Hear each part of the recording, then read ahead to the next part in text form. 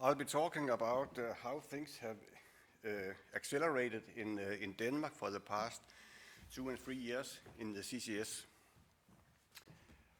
And I'll also present some of the ongoing CCS projects in Denmark. Now, the acceleration began back in 2019. And what happened before? In 2010 or 11, the Danish parliament took a decision that injecting CO2 into the subsoil was not allowed for storage but it was still allowed as an EUR process.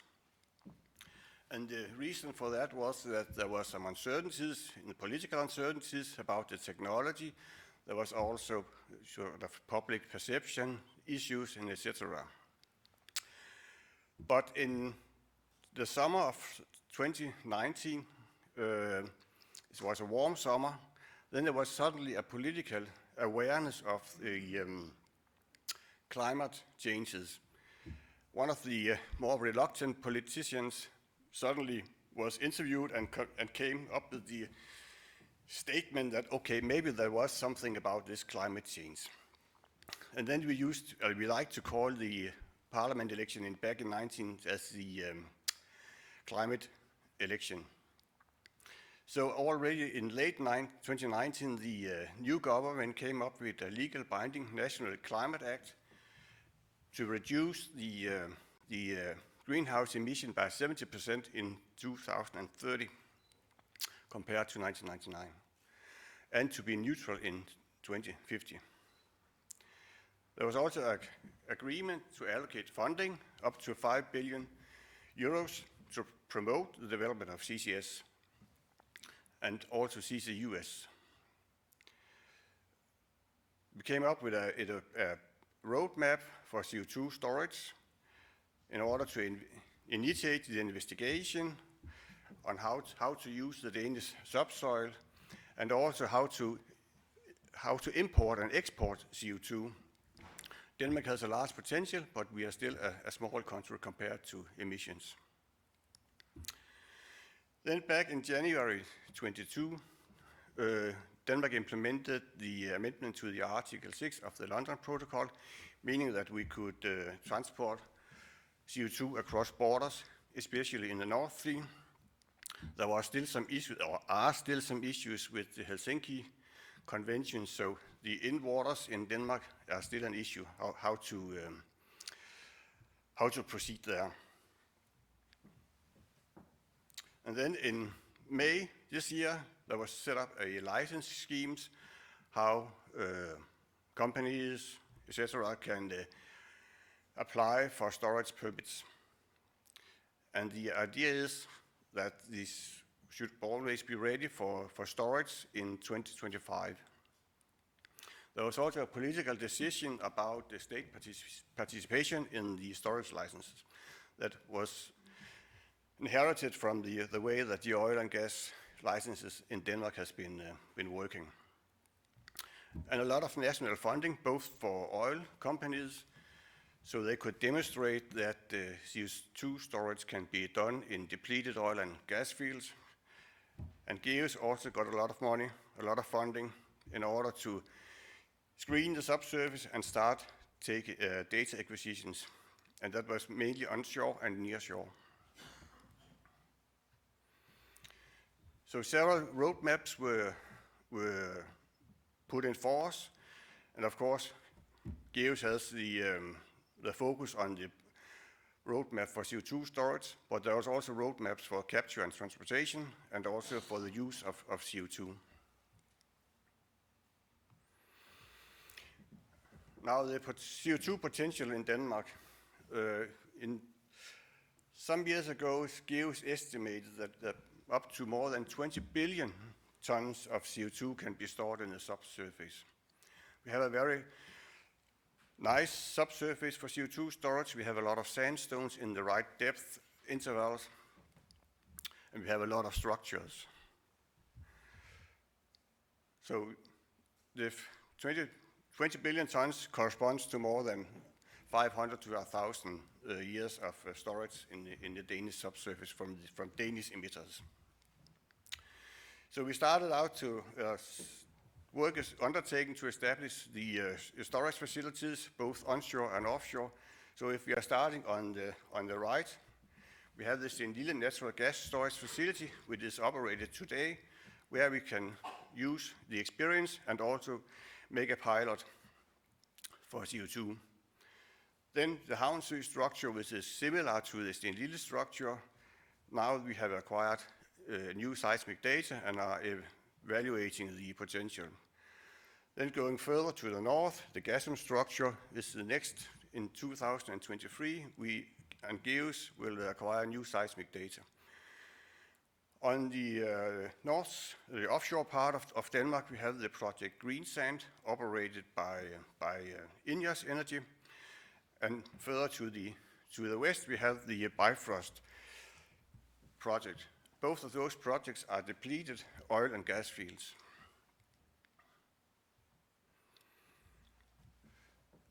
More or less the same picture, but just to show that we have the oil and gas province in Denmark in the eastern part of the Danish, on the western part of the Danish sector, in the central graben of the North Sea, where both of the depleted oil and gas fields are located. But there's a lot of potential there. Many of the gas and oil fields in Denmark are in chalk, so it has been evaluated what to do with the chalk fields. Permeability is very low. So the projects, just in short, that I will be focusing on. We have the project Greensand, operated by Ineos, where they assess a storage capacity of 0.5 to 1.5 million tons per year already in 2025, and going up to 4 to 8 million tons per year in 2030.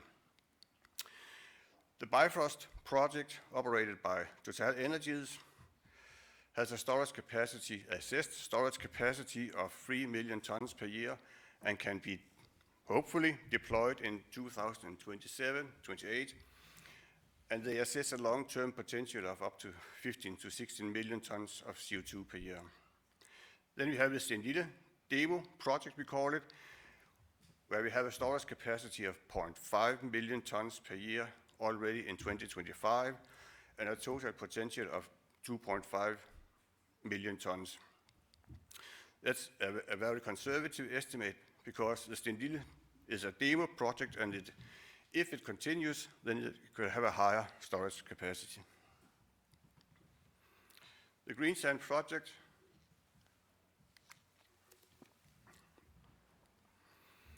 the idea is to take CO2 from Ineos' chemical plant in Belgium, put it on tanks, put it on ships, transport it to the already existing platform, and injecting into the Nini reservoir from an existing well.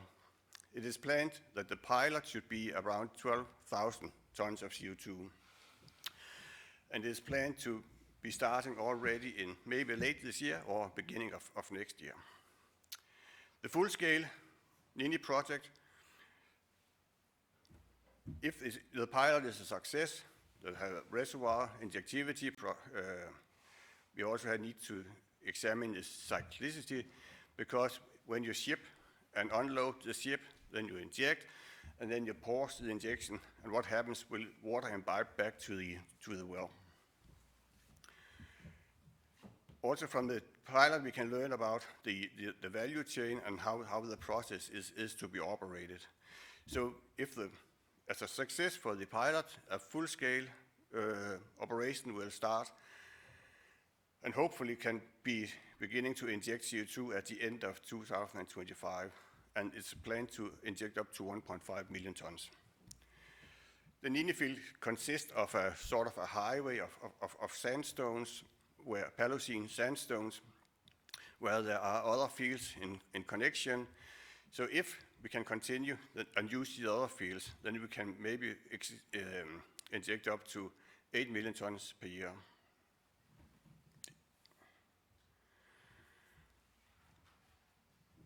So the plan is to ship the CO2 more than 500 kilometers from the harbor of Antwerpen out to the Nini field by ship and by CO2 on tanks and up to the Nini platform.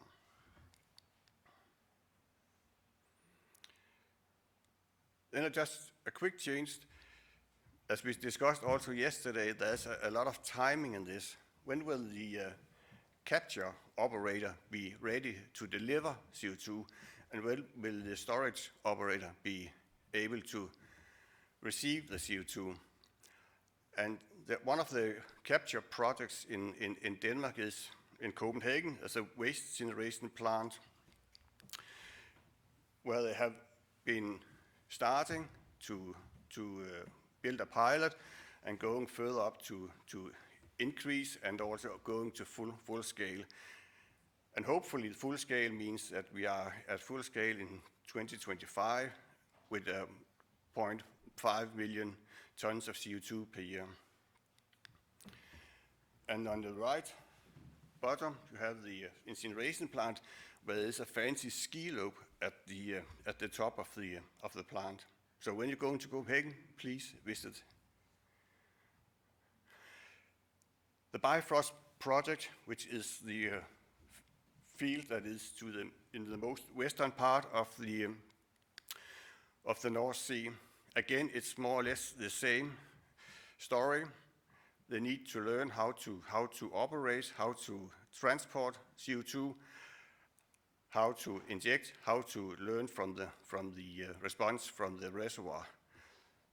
The major difference between the two projects is that the Bifrost sort of skip the pilot.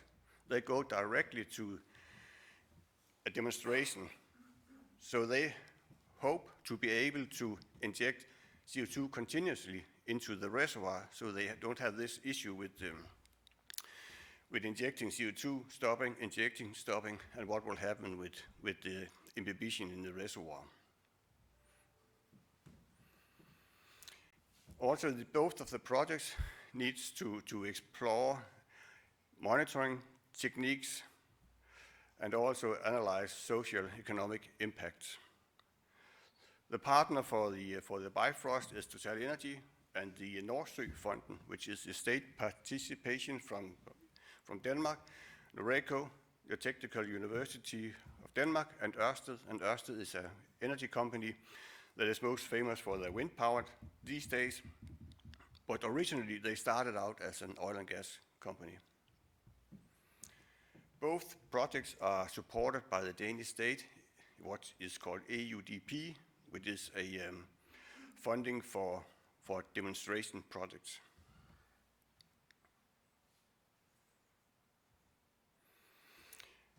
We can benefit from the already existing infrastructure due to the Danish oil and gas. Seeing to the left, you can see the pipelines in the North Sea. You can see from the Bifrost project, we have pipelines to shore. For the green sand project, the three possible fields there are isolated from the infrastructure. So there is an issue there.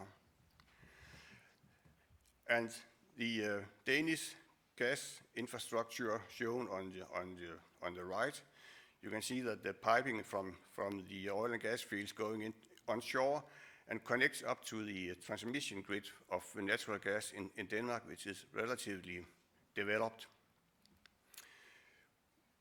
If it's possible to see the two sort of inverted triangles, yellow inverted triangles, are the gas storage facilities in Denmark. We have the Stenlille gas storage facility, which I'll come back to, and which is in sandstone, aquifer sandstone, and we have Lille Torup, which is a gas storage in salt caverns.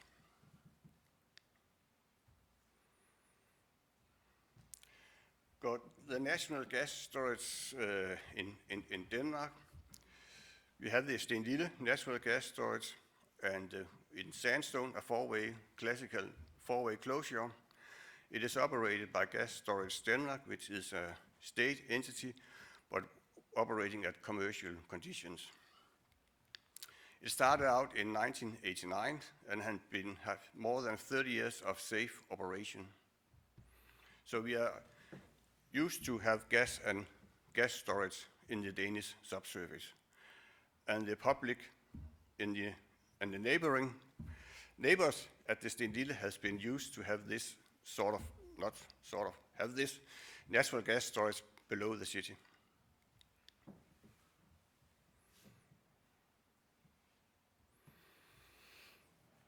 Now, how to develop a demonstration project? First, the Danish government asked the gas storage facility, could they come up with a pilot or could they make a demonstration project?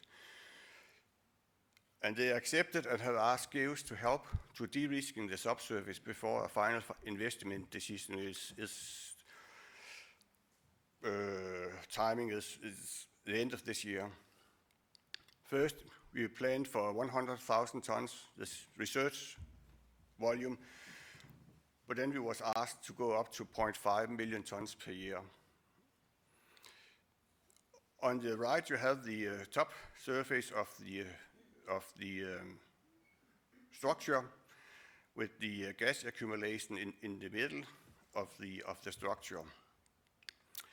There's a lot of wells, and the idea is that we can use the northernmost flank of the structure to inject CO2, where the structure has not yet seen any natural gas.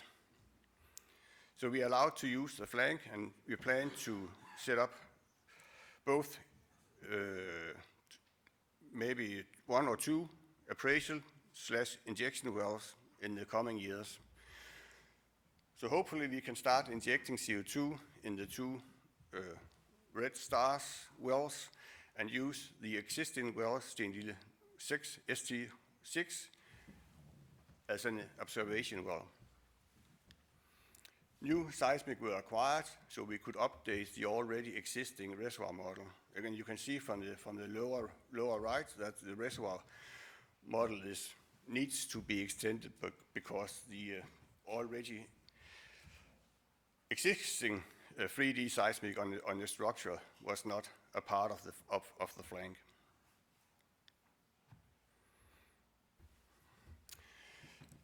And why have so much focus on the Stenlille?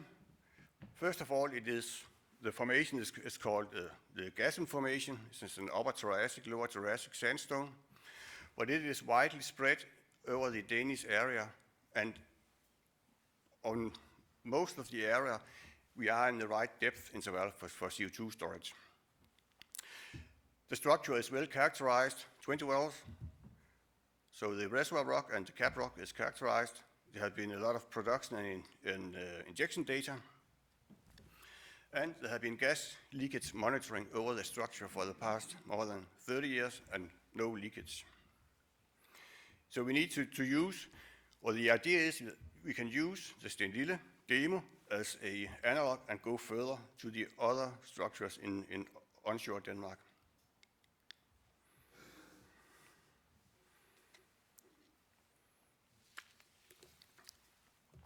So further to the northwest of Stenlille, we have the Havnsø structure, which is an unmature structure. There are only a few seismic lines defining the structure and no wells. But you can see from the profile on your left that it is more or less the same geology that is present.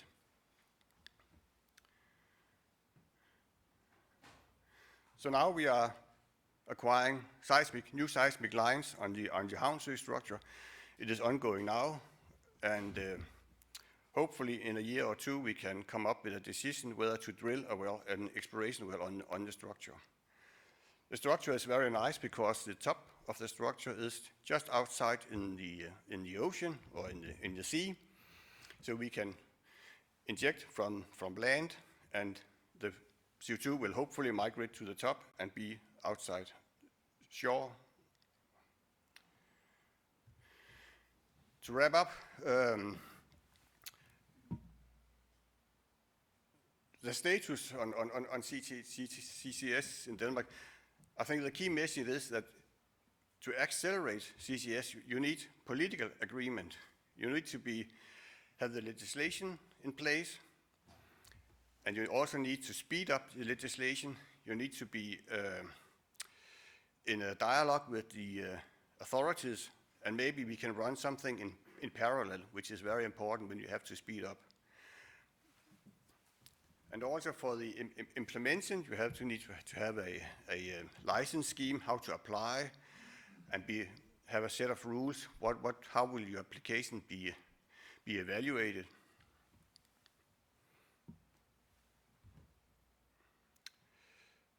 So overall, we have a lot of funding put into CCS in Denmark, and we expect that hopefully in 2030 at least we can have more than 3 million tons stored per year, and that is a very conservative estimate.